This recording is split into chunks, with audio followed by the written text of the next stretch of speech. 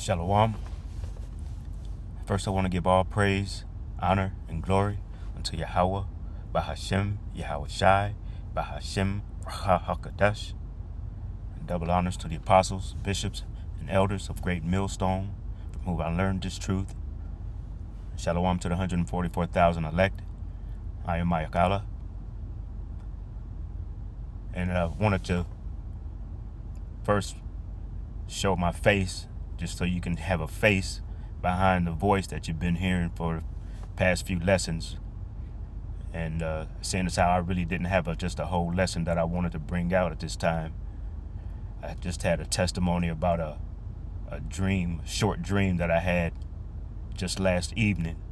So I figured that this would probably be the best time for me to show my face and show what the face looks like behind the voice. Although you're only going to see it briefly, because I am going to bring out a couple scriptures, and I'm going to have to go into my phone in order to get those scriptures. But I wanted to show my face, because the scripture said that you would see your teachers. And I am a novice at this, so I pray that in the previous lessons that I have brought out, that at least one of those lessons has been edifying to at least one listener. So for that reason, I wanted to bring that verse out. And I'm going to go into the blue letter.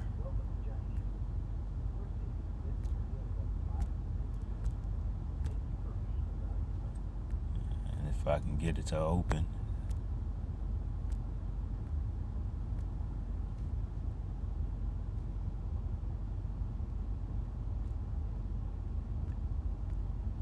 Salakia.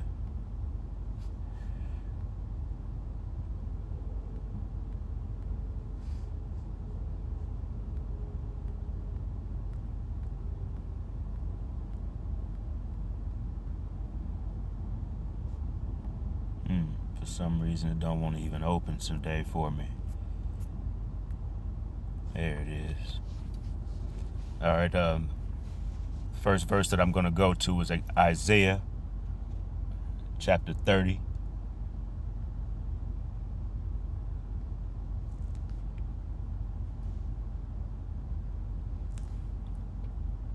And I'm going to start at verse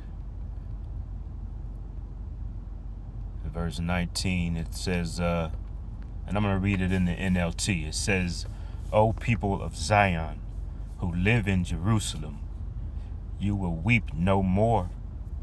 He will be gracious if you ask for help. He, being Yahweh Bahashem Yahweh Shai, says he will surely respond to the sound of your cries. Verse 20 is the point that I wanted to get to. It says, though the Lord gave you adversity for food and suffering for drink, he will still be with you to teach you. You will see your teacher with your own eyes. And just like I said, I am a novice at this, but I pray at least one of the previous lessons that I brought out has been edifying. It's been able to at least bring forth what I've been taught by my teachers, and that it may be edifying to someone else who's found these videos and found a couple of these lessons that they could learn something from. So that's the reason why I wanted to show my face, because the scripture says that we should do that, and I wanted to comply with the scriptures. But this won't be very long, because the dream that I had wasn't very long, but it was it stuck with me. Like I said, I had it just last evening. It's kind of stuck with me. Once I even had it, I kind of had a hard time going back to sleep. So I thought I would at least share it. But it started out with me being in an area. I was in an area kind of like a little, I can tell that it was a confined area, because it had two walls on either side of me. And I was like in a little cubby area, and I could see there was a little cot there, and I was able to look and look around and see that there were walls, and there was little cubby areas all along the side of this wall that I happened to be on. So I knew that this was my little cubby area, and it was very bright inside this area, inside this confined area. As a matter of fact, I was wearing white, and everything in this facility, in this area, was white.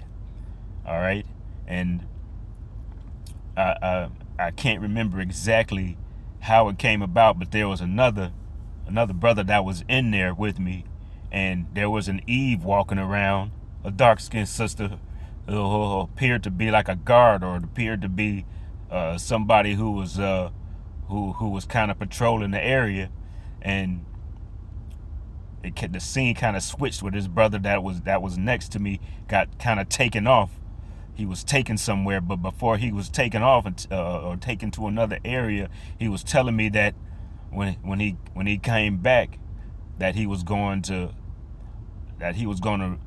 record, and I guess he was going to go onto a YouTube or some kind of social media where he was going to record what happened to him and what they did to him and what they were trying to do to him.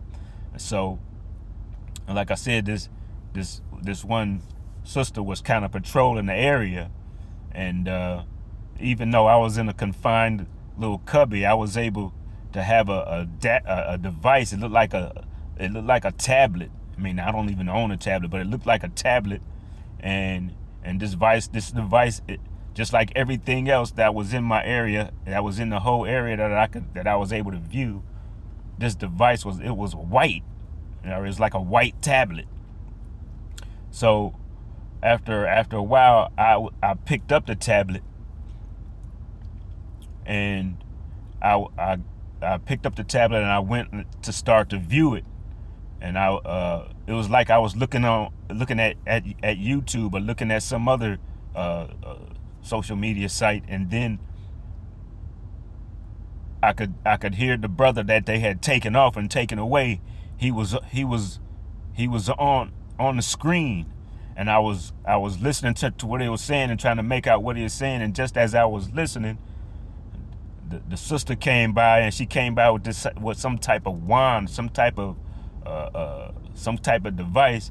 So I slammed the tablet down, because I didn't want her to see what it was that I was watching, what I was listening to. And she walked up to me. With the wand, with the device in her hand, and she's like, "What were you watching? What was you looking at?" And I told her, I'm not telling you what I was looking at.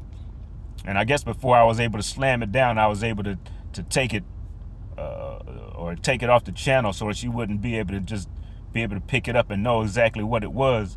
But when she, like I said, she had some kind of wand or some kind of device in her hand, and she was walking around trying to get me to tell her exactly what channel I was watching, and who I was watching, what they were saying to me. And I told her I wasn't telling her anything, and I was telling her that that she thinks that she's in charge right now. But I told her that eventually you're gonna be in this facility too. I was telling her that you're gonna be in here too. They're gonna make you put a CHIP up under your skin. They're gonna, in order for you to be able to stay, in order for you to continue to walk around here. And I told her that if you didn't do this, that they were gonna put you in this facility, and you was gonna be in here, and you're gonna be one of the people who are being watched over. So she took the wand, she took the device that she had, because I mean, I could tell just by her response, I could tell that she didn't believe what I was saying to her. So she took the wand that she had, and she just waved it over my tablet.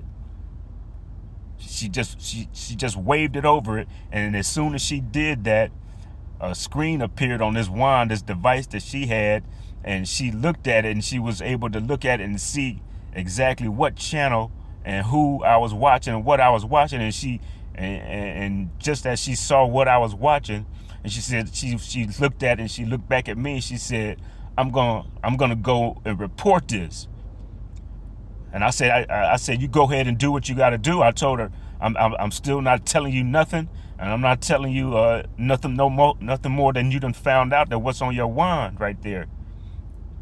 And at that moment, she started to walk off, and that's that's when I kind of woke up. It did continue on for a minute, but I can't remember exactly what happened at that point right before I woke up. But like I said, everything in this facility was like, first of all, the facility was very bright, but everything in there and everything everybody was wearing, everything was white. I mean, even what I had on was white. All right. But it was kind of disturbing because I could tell that I was being confined and I wasn't able to, I could tell that I just, sometimes in dreams, you don't get all the information, but you just know what the situation is. And I knew that I was not able to leave. It was not a thing where I could just come and go as I pleased. And just by the way the sister was patrolling, I knew that she was in charge and I couldn't just walk out and leave if I wanted to. But it was just kind of significant and on my mind, and I just wanted to bring that forth and kind of share it. And like I said, I know it was a very short dream, but it kind of stuck with me because it was just it seemed like it was very real, and it just seemed so significant at the time. And I just wanted to bring that forth. And I do have a couple verses that I wanted to bring out, and then that'll be the end of this. But I'm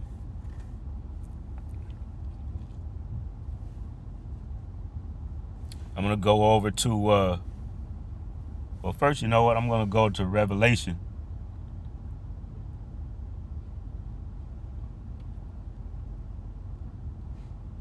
Chapter 2 and verse 10, and this is in the red letter, so this is Yahushua speaking. It says, "Fear none of those things which thou shalt suffer." It says, "Behold, the devil shall cast some of you into prison, that you may be tried, and ye shall have tribulation 10 days. 10 days just being a complete number of days. It says, "Be thou faithful unto death, and I will give thee a crown of life." Now, I don't know exactly what that dream was revealing to me, or I don't know if it was some type of dream or something that I'm going to face. But I'm just praying that if it does end up being that way, that I'm able to stand, in these last days, and not bow the knee and not become victim to having that CHIP put under my skin, because I could feel the conviction and the strength that I was carrying, that I was feeling in this dream, and I knew that I was standing strong and standing firm, and I was like, it was on my mind when I woke up that, the first thing that came to my mind was the brothers in the book of the Maccabees, and I'm just praying that. Not saying that I'm one of the elect, but at least I'm praying that I'm able to stand strong and stand firm, and not bow down and allow them to put that CHIP under my skin. All right, and I just had just one more verse that I wanted to bring out, and that'll be the end of this. And I'm going to go to Acts chapter 2.